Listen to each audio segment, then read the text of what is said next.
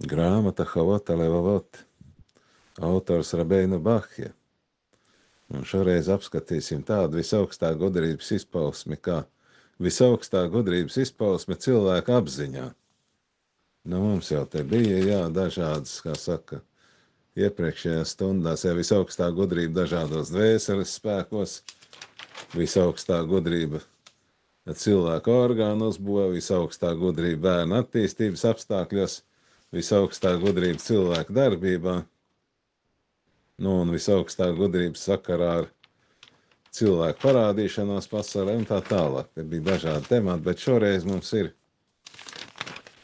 ir par visaugstā gudrības izpausmi cilvēka apziņā. Tātad autors stāsta, ka saprāts tas ir dvēseles spēks, tas tā nav matērija, tas ir dvēseles spēks. Un tas ir dots tikai cilvēkam. Tas nav dots dzīvniekiem, tad dzīvniekiem nav tāds saprāts, kā cilvēkam dots. Un cilvēks skaitās gars runājošais ar saprātu, kas ir, nevis homo sapiens, saprātīgi būt, kā zinātnieki saka, bet gars runājošais. Tā Toras uzskats tāds ir. Saprāts ir visa pamats. Un tas rada mērķtiecību visām dvēseles funkcijām. Redz arī nākotni, tad cilvēks ar saprātu, pats plāno nākotni, un redz, kas būs, un uz priekšu arī. Neatkārto kļūdas, tad saprāts jau zina, kas ir bijis pagātnē, un teiksim, katrs negrib nonākt tādos apstākļos, negrib kļūdītos, teiksim, kā tautā saka, neuzkāpt uz grāvekļa. Saprāts dod arī dzīves jēgu. Tātad, mēs redzam, kad mēs katrs plānojam savu dzīvi, un mums ir tādi plāni jaunībā, un tad viņi mainās dzīves laikā, un mēs, kad mācāmies Toru, tad pieņemam visaugstā plānu mūsu dzīvē. Tāds nav dzīvniekam, tātad atkal, kā saka, cilvēks ir izņēmums. Autors te dod padomu, asini prātu. Saproti dzīvi labāk. Tad, jo vairāk mēs, kā saka, domājam, un saprotam arī, kā saka, dzīvi labāk. Slikti ir tad, ja uzvar iztēle. Tas nozīmē, ka dzīve ir fantāzija, un tad neizmanto saprātu. Mēs zinām no Toras, kad cilvēkam parādījās pirmām cilvēkām iztēle. Pirmām cilvēkām iztēle nebija pēc cilvēka radīšanas Ganēdenē. Viņām bija tikai saprāts. Iztēle ienāca sakarā ar šī pārkāpumu, pirmā cilvēka pārkāpumu. Un tad viņām sākās šī iztēle. Jo tad Nahaš Čūska teica cilvēkam, jūs būsiet kā visaugstais zinādām, kas ir labs un kas ir ļauns, tad radītājs, cilvēks dzīvos fantāzijā, tas nozīmē, ka šī iztēle ies arī cilvēkā.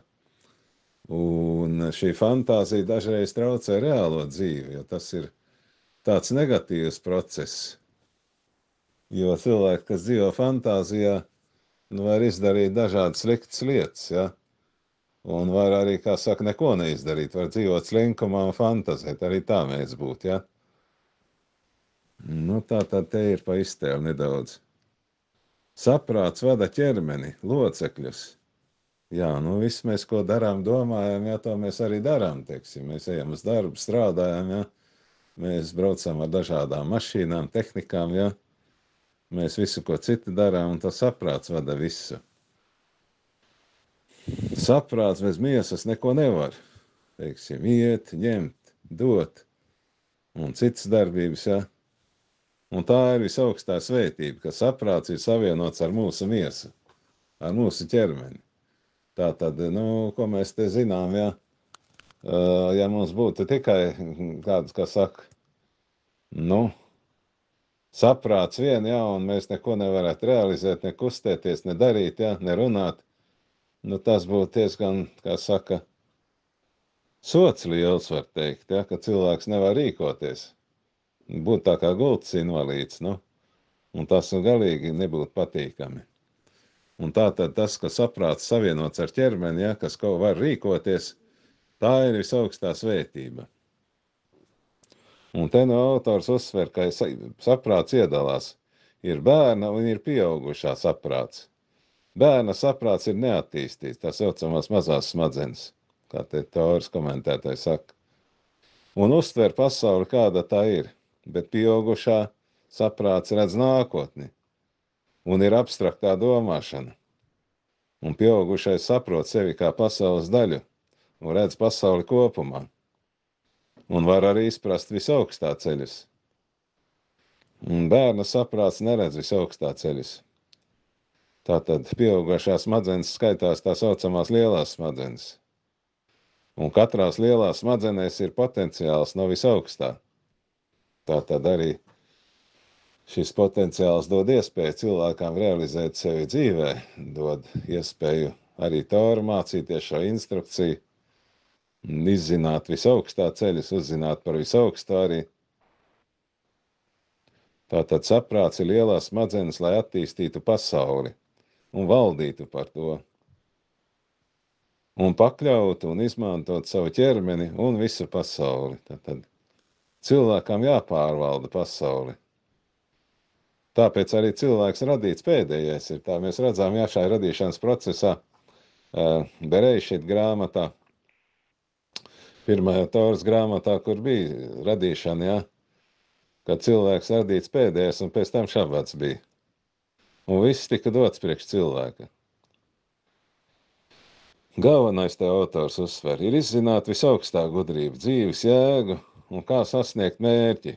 Vispirms jau jāuzzina mums, kāds ir šis mērķis katram mums dzīvē un kāds ir mērķis mūsu pasaulē. Un tas viss nāk no Toras, no instrukcijas, no visaugstā. Tātad tā ir ļoti svarīgi pētīt. Saprāts mums dots no visaugstā, un tā ir arī daļa no visaugstā. Te atkal te jāuzsver, ka tas nav atomi un molekulas. Un pirmais solis ir iepazīt visaugsto. Un pirmā tāda lūguma daļa, no visaugstā, dod man saprātu, tas ir ļoti svarīgi, šī tfilā, amidā, kur ir daudz, kā saka, lūgumi no visaugstā, Tātad pirmais dod man saprātu un dod man gudrību. Toru, iespēju taisīt čuvā procedūru.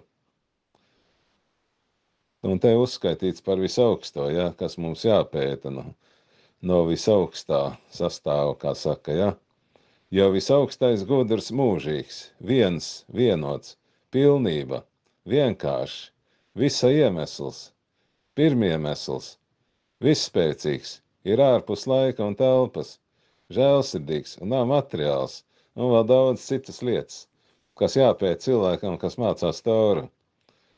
Svarīgi zināt, vispirms jau, ka ir visaugstais, ka nav viss radies nejauši, kā saka, te jau dažādi ateisti apgalvo, bet ka viss ir radies no visaugstā, ka visaugstais ir visu pirmiemesls un radītājs. Un iepazīst visaugstā gudrību, te autors saka, iepazīsti visaugstā gudrība dabā, sabiedrībā, kāda zeme jāizpēta, gaiss, kosmos un viss cits lietas, cilvēks un viņa uzbūve, dzīvnieku pasauli un tā tālāk. Un saskati visaugstā esamība dabā. Un tomēr uzzini, ka nekas nav radies nejauši, bet viss ir radīts no visaugstā. Un ar mērķi, un ir dota instrukcija, kā izmantot. Iepazīsti arī visaugstā svētību. Piemēram, derīga izrakteņa, zeme, augsne, augļi, rūda, nafta, gāze. Tā viss ir visaugstā žēlastība. Tātad cilvēks saka radīt tehnoloģijas, kā visu to izmantot, lai atvieglotu savu dzīvi un atrast vairāk brīvo laiku, pievērsties pētnieciskam darbam, izzināt pa visaugsto. Un Toru pētīt šo instrukciju, lai vairāk varētu attīstīties un pieķerties visaugstām, Tas viss ir līdzeklis, kas ir dots cilvēkam, lai cilvēks sekmīgi varētu īstenot šo visaugstā plānu un nokļūt alam vabā šai nākamajā pasaulē. Tātad šie apstākļi labie dot, ja visi šie līdzekļi ir doti kā līdzeklis, nevis kā pašmērķis, ja, jo daudzkārt jau ir tā, kad cilvēki uzskata, ka viss tas, kas ir dabā dots, tas ir mērķis, ja, kas jāizmanto, bet tā nav, jo visaugstais to ir devis kā līdzekli, lai cilvēks to visu izmantojot, varētu nokļūt alamabā un pieķerties visaugstajam, tuvāk aizvien. Un jāpēt arī visaugstā žēlastība un kā kalpot visaugstajam, tātad iepazīsti Toru ar saprātu. Visaugstā ticības pamats instrukciju, kas ir saita ar visaugsto, tātad likumus, ja, ko visaugstais devis Torā, arī tie ir jāizpēt un kā tos izpildīt pareizi, ja, un dažādi tādi norādījumi ir, kas, cilvēkam dod padomus, ja, kā cīnīties ar šo savu ļauno iesākumu, tā saucamo jecerarā, kas liek šķēršļus šai kalpošanai visaugstajam. Un arī visu to ir ļoti svarīgi izstudēt. Izpēti visaugstā uzraudzība, kāda ir pasaulē. Tātad visaugstā uzraudzība, sots un balva. Arī tas jāatzīst ar saprātu. Jo cilvēkam jādod visaugstajam atskaiti par visu, agri vai vēl tas tā ir. Jo dzīve ir īsa, no 70 līdz 120 gadi. Tā, un pa to laiku ir jāpaspēj īstenot šo savu potenciālu dzīvē. Cilvēks iegūs pilnu saprašanu par visu ar saprātu, tā saucamo, ar IQ, inteliģenci. Saprāts valda par izjūtām. Un svarīgi iziet ārpus jūtām, ja, ir divi varianti. Cilvēks, kas valda par savu ķermeni, ja, tas skaitās kā valdnieks, ja. Tātad galva domā, ja, ar izjūtām to visu pieņem un ķermenis dara. Tas ir kā valdnieks skaitās. Tā valdnieka ķēniņš Žālamans saka, ja, ka tas ir valdnieks. Tas ir labāks nekā tāds, kas iekaro pilsētas. Tātad labāks nekā iekarotājs, kas sevi māk valdīt. Bet, ja ir otrādi, ja teiksim, acis redz, ja ķermenis grib ārā, un tad pēc tam, kā saka, saprāts domā, kā attaisnoties, piemēram, ja, ar jūtām un ar ķermeni, grēkoja cilvēks, ja, un saprāts domā, kā attaisnoties. Tas ir otrādi, ja, tas ir tā, kad tā cilvēks saucās nekas. Tā tad tas ir kaujas zirgs, ja, kas vada cilvēku, nevis cilvēks vada zirgu, ja, bet zirgs vada jātnieku, ja, kur zirgs vilks, tur aizbrauks, tāds teiciens ir. Tātad tādiem cilvēkiem, kā tāds skaitās nekas. Saprāts palīdz atšķirt arī patiesību no meliem, kas ir labs un kas ir ļauns, kas ir pozitīvs un kas ir negatīvs. Un arī to var izpētīt, ja, sabiedrībā, un to var galvenais jau Torā atrast, ja, ko visaugstais ir teicis, kas ir labs un kas ir slikts. Un to visu izmantot dzīvē. Cilvēks ar saprātu palīdzību pakļauj dzīvnieku pasauli un liek tiem strādāt sev. Un arī rada tehnoloģijas ar saprātu palīdzību. Cilvēks pakļauj visu sev. Gan savu ķermeni, gan dzīvniekus, gan minerālus, gan arī augus, ja, uguņu un tā tālāk. Jo vairāk sabiedrība attīstās, jo vairāk jaunas tehnoloģijas, jo vairāk jaunas atziņas un šo visu izmanto dzīvē. Pēta arī debesu spīdekļus, to īpašības un tā tālāk ir tāda zinātne kā astronomija. Kas ir svarīgi šo debesu spīdekļu izpētē. Tātad vēlreiz secinājums, ja, saprāts ir galvenā lieta, ko visaugstais devis cilvēkam. Un tas ir dvēseles spēks, tas nav atomi un molekulas. Paldies!